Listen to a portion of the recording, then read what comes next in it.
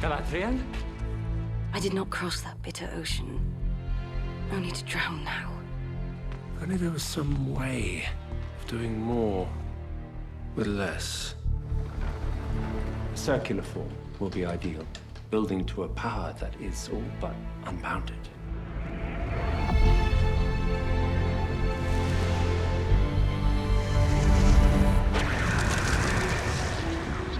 One of the kind of exciting things that we've got to play with in the first season is the moments that fans have been anticipating for forever.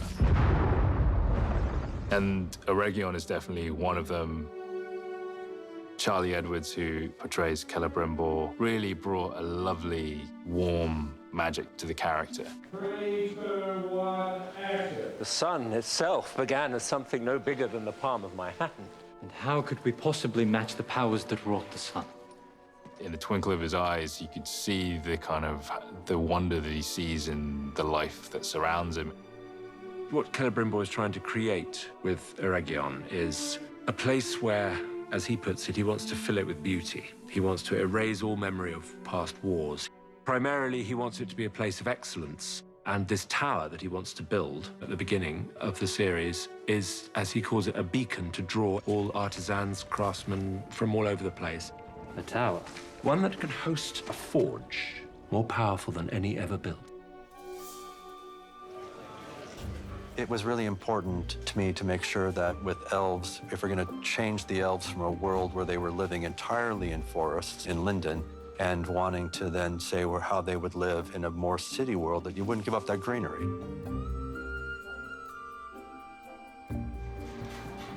This stream, which is only a 2-day shoot, so a small shoot, it's a fairly wide sort of shot.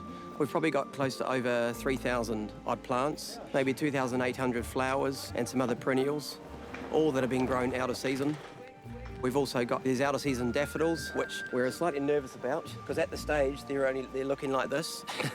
But we've got like 4 or 5 days to go, so we're all sort of crossing our fingers and toes that these little puppies will come out to flower.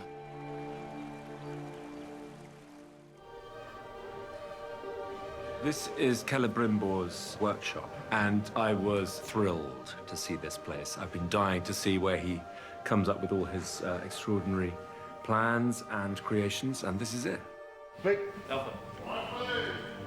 The scene we're doing today, Celebrimbor believes he has found a solution. He believes he can make an object that will help Middle-earth, particularly help the elves to prevent them from fading. We've got as far as he thinks that something circular is going to be good. One object for all Middle-earth. We are on the cusp of crafting a new kind of power. Not of strength, but of spirit. In the end of the season, the story pushes us to the inevitable place of the making of the 3 Elven Rings. That was something we approached in an experiential way. We wanted to feel like, what is it that we want people to feel when that moment finally came? And I think one of the things that we decided on was mystery. Making something that is actually really small feel huge. Mirroring their sort of significance and their importance in the world that we were inhabiting.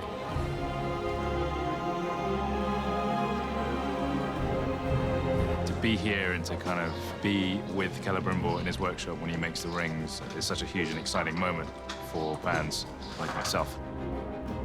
It's very easy and very quick to suddenly forget that this is a set and that it's not real.